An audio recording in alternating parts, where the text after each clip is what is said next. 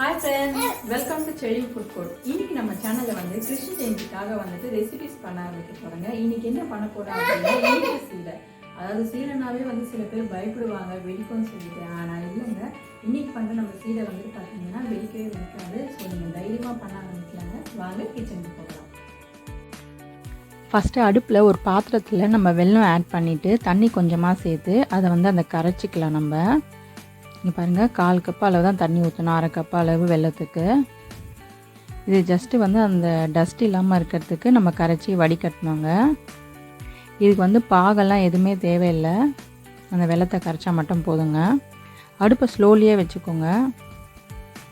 நல்லா கரைஞ்சிட்டே வருது பாருங்கள் வெல்லம். ஓகேங்க, அதாவது 1 கப்பு அரிசி மாவுக்கு 1/2 கப்பு வெல்லம் அளவு கரெக்டாக இருக்குங்க.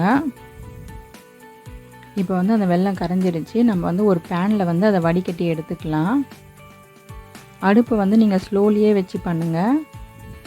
இங்கே பாருங்கள், டஸ்ட்டு இருக்குது. ஸோ இப்போ வடிகட்டி வச்சாச்சு. நம்ம இதில் வந்து ஏலக்காய் தூள் சேர்த்துக்கோங்க.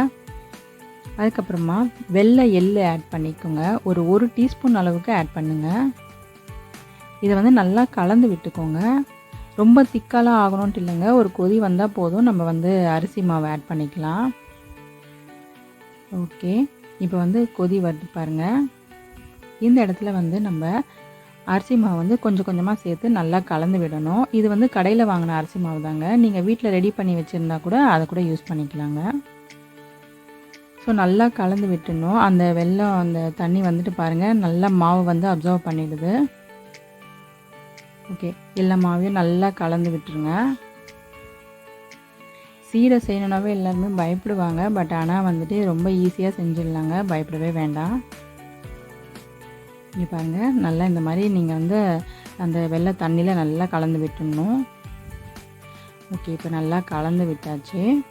இது வந்துட்டு நம்ம அடுப்பை ஆஃப் பண்ணிவிட்டு சூடு வந்துட்டு உங்கள் கையில் பிடிக்க முடியும் இருக்கிற அளவில் வந்து என்ன பண்ணோம் அப்படின்னா பால்ஸ் ரெடி பண்ணணும். அதாவது இந்த இனிப்பு சீடை பால்ஸ் வந்து நம்ம ரெடி பண்ணணும். இது மாதிரி பிசைஞ்சிட்டு கொஞ்சம் கொஞ்சமாக எடுத்து கையில் இப்படி பண்ணிவிட்டு அதுக்கப்புறமா இந்த மாதிரி சுற்றி விட்டிங்கன்னா நல்லா நைஸாக இருக்கும், எந்த விரிசல் இல்லாமல் இருக்கும். ஃபஸ்ட்டு வந்து எல்லாத்தையும் இந்த மாதிரி உருண்டை பிடிச்சி வச்சுட்டு அதுக்கப்புறமா தான் நீங்கள் வந்து எண்ணெயை சூடு பண்ணணுங்க. நான் எல்லாத்தையும் ரெடி பண்ணிட்டேன். இப்போ வந்துட்டு எண்ணெய் சூடான பிறகு அடுப்பை வந்துட்டு நம்ம ஸ்லோவில் வச்சுக்கணும். இப்போ நீங்கள் அதை செக் பண்ணி பார்த்துக்கலாம். கொஞ்சமாக மாவு எடுத்து போட்டிங்கன்னா மேலே வந்துடுச்சுன்னா ரெடி ஆகிடுச்சின்னு அர்த்தம், சூடாகிடுச்சின்னு அர்த்தம் எண்ணெய். இது வந்து மொத்தமாக போடாதீங்க, ஒரு 2-3 பேட்சஸாக போட்டு எடுங்க. பாருங்க, நல்லா அந்த பபுள்ஸ் வருது. அடுப்பு வந்து லோலியே இருக்கட்டுங்க, அப்போ தான் வந்து உள்ளேயும் நல்லா வேகும். இல்லைன்னா மேலே மட்டும் அந்த ப்ரௌன் கலரில் வரும், உள்ளே வேகாது. ஓகேங்க, இதை செஞ்சு கிருஷ்ண ஜெயந்திக்கு நீங்கள் வந்து சாமிக்கு படைக்கலாம். ஓகே, இப்போ நல்லா ரெடி ஆகிடுச்சுங்க. எண்ணெய் வடிச்சிட்டு அதை எடுங்க. இங்கே பாருங்கள், சூப்பராக ரெடி ஆகிடுச்சு. ஓகேங்க, சூப்பரான இனிப்பு சீடை ரெடி.